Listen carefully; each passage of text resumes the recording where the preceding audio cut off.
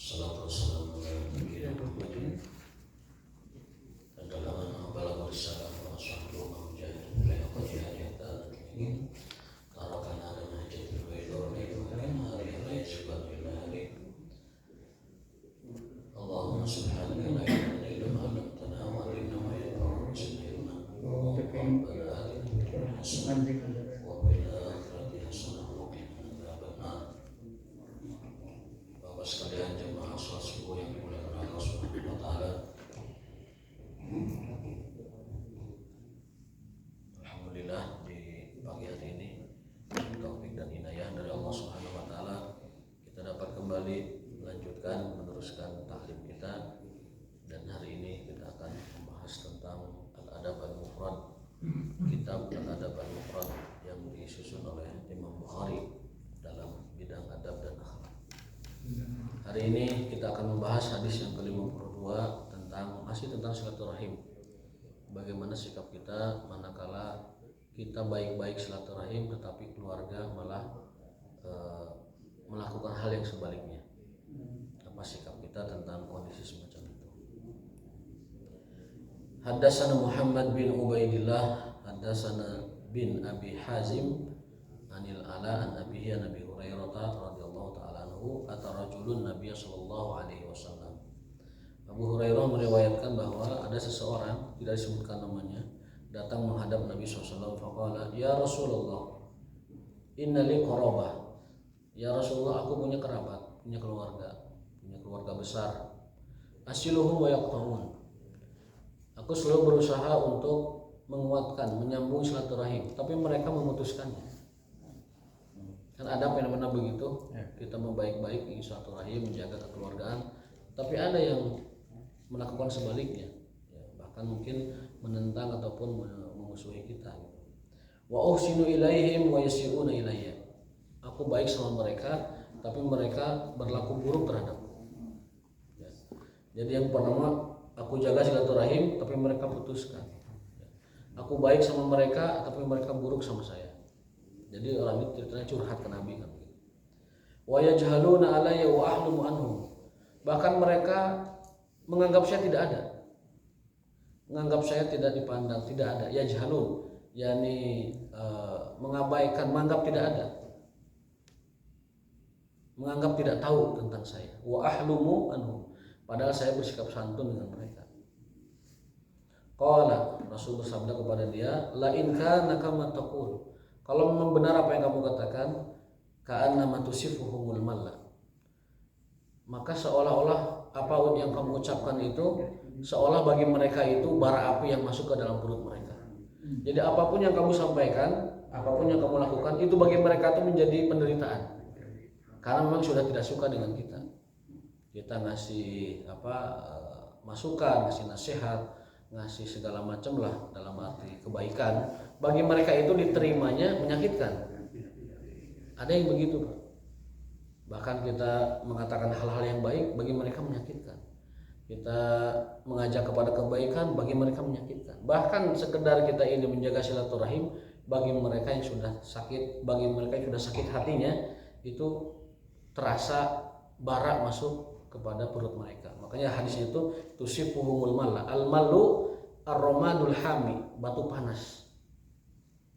Batu yang panas. Maka ada orang di kerabat kita menerima kita itu seperti kita tuh seperti batu panas bagi mereka gitu. Pi haredangeun, pi tekar sepeun. Ada yang begitu. Wala yazalu ma'aka minallahi dhahirun, tapi ketahuilah bahwa Allah bersama kamu. Allah senantiasa ada membimbing kamu, dan kamu zahirun alaihim. Kamu itu sebenarnya di atas mereka posisinya.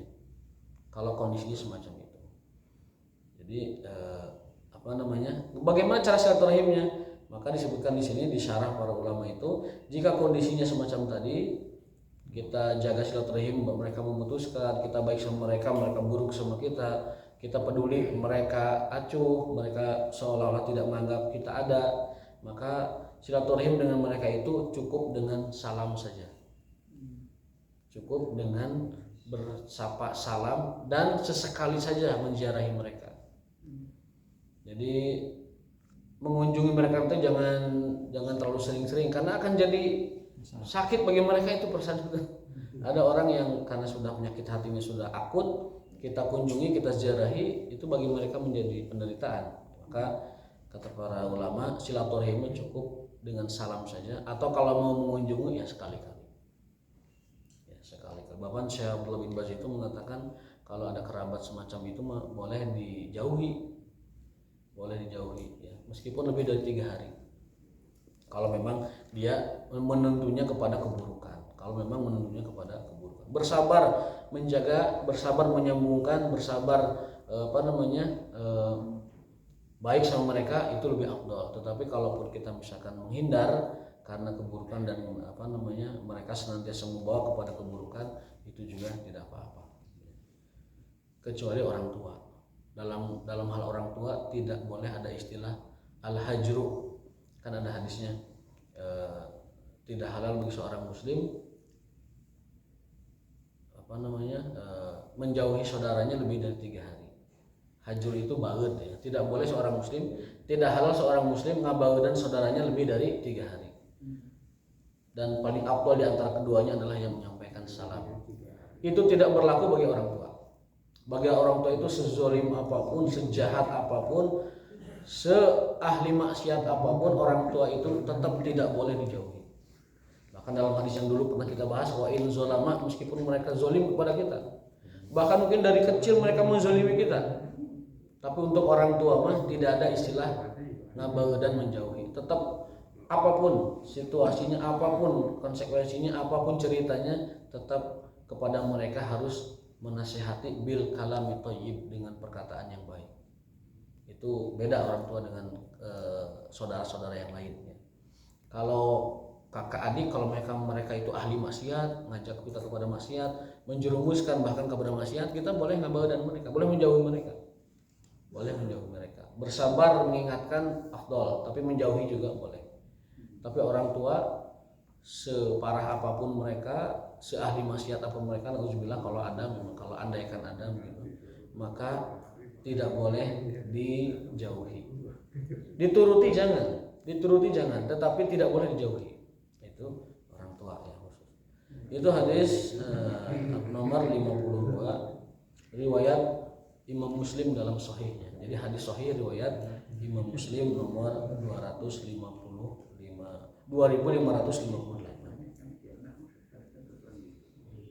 Nah, berikutnya hadis yang ke-53 dari Ismail bin Abi Uwais ya, dari saudaranya dari Sulaiman bin Bilal, seterusnya dari Abdurrahman bin Auf. Kita kenal sosok beliau ya, seorang sahabat Nabi yang paling Allah limpahkan rezeki kepada beliau, Abdurrahman bin Auf. Saya sering cerita ketika beliau meninggal itu harta warisannya itu 3 triliun. Abdullah bin Auf. Dalam bentuk apa? Dalam bentuk emas di gudang-gudangnya. Sampai ketika emas itu mau dicairkan, dikadekan ke kampak supaya itu lengket.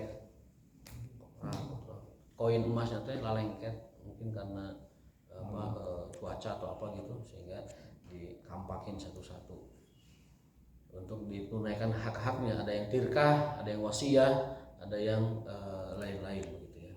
Mungkin ada yang hibah juga sampai dibagi kepada banyak orang. Berikutnya dari Abdurrahman bin Auf, beliau Abdurrahman bin Auf mendengarkan Rasul SAW pernah bersabda, qalallahu anar rahman. Rasul bersabda, Allah pernah berfirman. Nah, kalau ada Rasul bersabda Allah berfirman, itu jatuhnya hadis qudsi. Hadis qudsi adalah hadis yang redaksinya dari Allah, firman dari Allah, tetapi periwayatannya dari Rasul SAW. Itu hadis qudsi. Maka kalau Nabi mengatakan bersabda, qala Rasulullah, qala Rabbuhu, itu hadis qudsi. Qala Rasul, qala Allah Ta'ala, hadis qudsi. Atau qala Rasul fima yarwihi an Rabbihi, hadis qudsi. Atau dari Rasul, beliau meriwayatkan dari Tuhannya, itu hadis qudsi. Jadi hadis qudsi itu bedanya dengan Quran. Hadis qudsi itu tidak berpahala kalau membacanya, tidak berpahala secara langsung sekedar membacanya, tetapi pahalanya pahala umum, pahala thalabul ilmi, pahala kita mengkaji sebuah ilmu atau mengambil manfaat dari sebuah ilmu. Beda dengan Quran. Quran mah sekedar membaca, sekedar menyebutkan huruf itu dalam ayat, rangkaian ayat, itu berpahala. Makanya alif lam mim kan 30 pahalanya. Alif 10, lam 10, mim 10. Kata Nabi, la aqulu alif lam mim harfun.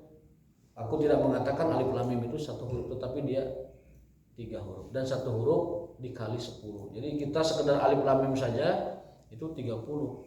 Bari dungu, bari nundutan, bari ngalindur nyebat alif lam mim itu 30 pahalanya. Itulah hebatnya Quran. Al muta'abbadu bitilawati. Mau sengaja enggak sengaja, ngalindur asa itu terucap dari bibir kita, maka itu dia telah membaca Quran. Perkara nanti khusyuk enggak khusyuk beda urusannya, tapi hanya sekedar membaca itu kita dapat mendapatkan pahala itu. Satu huruf dikali 10. Al muta'abbadu bitilawati. Itu bedanya qudsi dengan Quran. Tapi dua-duanya dari Allah. Hanya saja hadis qudsi Rasul yang meriwayatkannya. Kalau Quran itu Jibril yang menyampaikannya kepada Rasulullah SAW dari Allah Subhanahu wa taala. Qudsi sendiri artinya? Qudsi itu suci. Kudus. Hadis yang suci. Kudus. Jadi hadis yang biasa itu namanya hadisun nabawi. Hadis yang biasa kita baca itu hadis nabawi.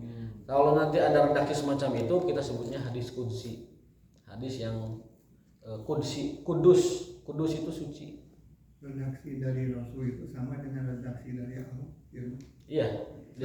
Jadi Rasul mengucapkan sebuah hadis yang mana beliau itu meriwayatkan dari Tuhan. Berarti redaksinya dari Allah. Redaksinya sama. Redaksinya sama. Rasul meriwayatkan dari Tuhan. Itu cara ulama membedakan mana hadis biasa dengan mana hadis qudsi. Artinya apa? Kenapa harus ada istilah hadis qudsi? Enggak Quran aja sekalian. Karena berbeda. Hadis qudsi itu dia tetap dalam kesahihan dan ketidaksahihannya tunduk kepada ilmu riwayat hadis. Itu bedanya. Jadi nanti ada hadis qudsi yang sahih, ada hadis qudsi yang dhaif, ada hadis qudsi yang lemah, ada hadis qudsi yang palsu. Karena dia kategorinya masih dalam rumpun hadis, sehingga tunduk kepada ilmu dirayah dan ilmu riwayah hadis, sanadan wa matnan. Sanadnya, matannya tunduk kepada ilmu hadis. Sehingga tidak semua hadis qudsi sahih, tidak semua hadis qudsi mutawatir. Gitu. Kalau Quran itu sudah pasti sahih, sudah pasti mutawatir, dan Allah sendiri yang menjaminnya. Inna nahnu nazzalna dzikra wa inna lahu lahafidun. Allah sendiri yang akan menjaga Al-Quran sampai hari kiamat. Jadi kesimpulannya hadis qudsi tidak bisa dipakai sholat, itu adalah hadis qudsi tidak bisa dipakai sholat meskipun itu firman Allah, karena tidak terdapat di Quran, hanya terdapat pada riwayatan Nabi dari Allah Subhanahu wa taala. Allah berfirman dalam hadis qudsi, Ana Rahman, akulah Ar-Rahman. Wa ana khalaqtu rahim, dan akulah yang telah menciptakan rahim. Rahim yang ada pada ibu. Washtaqaqtu laha min ismi. Nama rahim ibu itu rahim diambil namanya dari nama Allah Ar-Rahman. Jadi rahim itu diambil dari nama Allah Ar-Rahman. Faman wasalaha wasaltu. Barang siapa yang menyambungkan rahim tersebut, maka aku akan sambungkan. Artinya akan aku berikan kelimpahan berkah, kelimpahan rahmat, kelimpahan kasih sayang dan juga ampunan dari Allah Subhanahu wa taala. Wa man qata'aha qata'tu, dan barang siapa yang memutuskannya, yang menjauhkannya, maka aku juga akan menjauhkannya. Menjauhkan dari berkahnya, menjauhkan dari rahmat, menjauhkan dari rizki, menjauhkan dari maghfirah Allah Subhanahu wa taala. Itu ada dalam hadis riwayat Ahmad, Abu Daud, dan disahihkan oleh Albani dalam silsilah sahihahnya nomor 520 hadis sahihnya. Yang benar itu silaturahim atau silaturahmi? Silaturahim itu yang benar. Silaturahmi mah bahasa Indonesia. Silaturahmi. Tapi ada dari bahasa Arab juga. Namun ejaan yang benar silaturahim. Saya mau silaturahmi kepada ini. Nah, yang benar tuh silaturahim. Silaturahmi. Ya, yang apa? Ejaan yang benar dalam fikih itu silaturahim. Ya, karena ini ada wa ana khalaqtur rahim. Berarti yang benar silaturahim. Nah, silaturahim. Satu lagi mungkin masih ada ya. Satu lagi. Ini hadis yang ke-554. Haddatsana Musa bin Ismail dari Abu Awanah Utsman bin Mughirah dari Abdullah bin Amr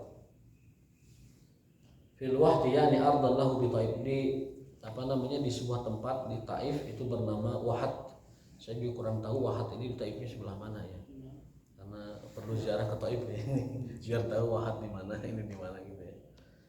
Faqala atafa lana Nabi sallallahu alaihi wasallam isba'ahu faqala, beliau menggabungkan jemarinya tangan beliau itu dan mengatakan ar-rahimu sujnatun minar rahman. Dia bersabda rahim itu adalah semacam cabang atau ranting dari ar-rahman, Allah Subhanahu wa taala. Jadi Allah itu ar-rahman, lalu sijnah itu rantingnya, semacam turunannya itulah rahim. Makanya kelak setiap orang itu akan dipanggil di padang mahsyar dengan rahimnya. Hai Nasrullah bin Ruslan bin Sutya bin Tayyib bin Syarif dan seterusnya. Pakai saya sampai hafal keempat saja. Jadi kita akan dipanggil dengan ayah kita. Makanya adopsi itu haram hukumnya, malah mengatakan binnya kepada ayah lain, nggak boleh. Dalam Islam adopsi itu tidak boleh dengan menisbatkan anak kepada selain ayah kandungnya. Istri jangan kepada suami. Suami jangan kepada istri jangan kepada suami. Makanya penyebutan, mohon maaf, misalkan pejabat ya suka menyebut misalkan Ibu Ani Yudhoyono, itu nggak tepat. Itu Ani ya ke bapaknya, Ani siapa gitu. Makanya saya lebih setuju dengan artis Dian Sastrowardoyo. Sastrowardoyo kan bapaknya. Itu lebih tepat. Jadi anak itu tetap ke bapaknya. Mau anak perempuan, anak laki-laki, sehebat apapun suaminya, sedigdaya apapun suaminya, tidak boleh nisbat istri kepada suaminya. Jadi tetap nama anak itu adalah ke bapaknya. Adopsi sekedar mengangkat anak, memelihara anak, menyantuni anak itu hukumnya mulia dan Nabi melakukan itu. Tapi kalau adopsi sudah sampai aktunya ditulis nama bapaknya, nama bapak angkat, kemudian binnya kepada bapak angkat, itu sudah menyalahi hukum Islam yang sangat jelas dan haram hukumnya, tidak boleh adopsi semacam itu. Kenapa? Karena nanti di padang mahsyar setiap anak dipanggil dengan nama bapaknya. Kenapa Islam menghukum berat pelaku zina? Karena dia merusak nasab. Merusak nasab anak-anaknya. Ini bapaknya ke siapa? Bapaknya yang mana gitu kan? Makanya dalam Islam anak zina itu dia tidak boleh menerima hak waris, tidak boleh menerima hak perwalian nikah, tidak boleh menerima hak nasab binti, tidak boleh menerima juga satu lagi waris, kemudian binti, mahram, tidak boleh mendapatkan hak mahram. Di kita sebutnya apa? Anak di luar nikah. Anak yang lahir di luar nikah secara hukum tidak boleh mendapatkan 4 hal. 1 waris, yang kedua nasab binti, yang ketiga perwalian nikah. Nah, yang keempat yang boleh hanya 1, kemuhriman saja, kemahroman boleh. Kalau binti-binnya boleh. Binti-binnya kepada ibunya. Karena ada hadis al-waladu lil firas, anak itu kalau tidak jelas siapa bapaknya milik yang punya kasur. Yang punya kasur kan ibunya. Al-waladu lil firas. Jadi mohon maaf nauzubillah min dzalik, kalau misalkan ada muda-mudi pacaran kemudian kecelakaan, NBA married by accident ya, kecelakaan punya anak gitu. Kemudian setelah itu anaknya besar, maka anak itu kalau dia perempuan tidak boleh yang jadi walinya ayahnya itu. Tidak boleh dibintikan kepada ayahnya dan tidak boleh mendapatkan waris dari ayahnya secara hukum Islam. Hanya boleh mendapatkan kemahroman, artinya anak dengan bapak itu kan saudara, dia muhrim. Kalau muhrim berarti ya boleh membuka anggota badannya tidak berhijab, boleh safar dalam jangka waktu yang panjang sekali, boleh tinggal bareng dengan ayahnya, boleh. Itu jadi kemahromannya, muhrimnya dapat, tapi 3 hak tidak dapat. 1 binti, 2 perwalian nikah, yang ketiga warisan. Lalu siapa yang menikahkan? Wali hakim. Hibah boleh. Hibah boleh. Hibah mah tidak ada ikatan kekerabatan dan bukan ikatan yang wajib. Hibah itu kesukarelaan. Makanya ini perlu dipahamkan kepada generasi anak-anak kita. Pahamkan. Kalau kamu nanti keceplosan MBA, anak kamu itu sangat dirugikan. Dia tidak boleh dapat waris, tidak boleh dapat perwalian kamu, dan juga tidak mendapatkan binti dari kamu. Tidak boleh bintinya kepada kamu, harus kepada ibunya. Nah, satu saja yang boleh itu kemuhriman, artinya si anak gadis itu boleh tinggal sama ayahnya, boleh bepergian sama ayahnya, dan boleh membuka aurat di hadapan ayahnya, aurat yang yang ringan ya, itu semacam itu. Makanya dalam Islam penghukuman zina berat sekali karena merusak nasab itu sebenarnya. Sementara hifdzun nasab itu bagian dari maqasid syariah yang paling tinggi setelah hifdzuddin wa hifdzun nafs. Setelah menjaga agama, menjaga nyawa, menjaga nasab berikutnya. Itulah maqasid syariah yang dijaga dalam Islam. Jadi tadi rahim itu adalah cabang atau ranting dari Ar-Rahman. Man yasilaha yasiluhu, barang siapa yang menyambungkannya Allah akan sambungkan. Wa man yaqtauha yaqtau, yang siapa yang memutuskan Allah akan putuskan, Allah akan patahkan. Jadi ini Ar-Rahman ada rantingnya. Kalau ranting ini ditempelkan terus dia akan nempel, tapi kalau ranting ini dicabut Allah akan mencabutnya juga. Jadi orang yang memutus silaturahim dia bagaikan memutus ranting dari Ar-Rahman. Kalau anak ini Bang, besar anak sekali perkosaan gitu kan. Anak perkosaan. Anak perkosaan. Itu sama aja dengan itu. Dari kecil kan perkosa gitu. Siapa bapaknya gitu? Iya. Wali hakim. Ya, jadi hak-haknya seperti anak itu yang anak apa? Dari Di luar nikah gitu sama. Dari ibu ada bapak anak perkosa sama kamu. Diinum. Ya, itu kan kalau yang jelas dia bukan anak dari bapak sahnya. Iya. Dari bapak. Ya, kalau yang diperkosa itu kan perbedaannya anak yang diperkosa sama anak yang hasil sama-sama mau kan, itu kan beda kan.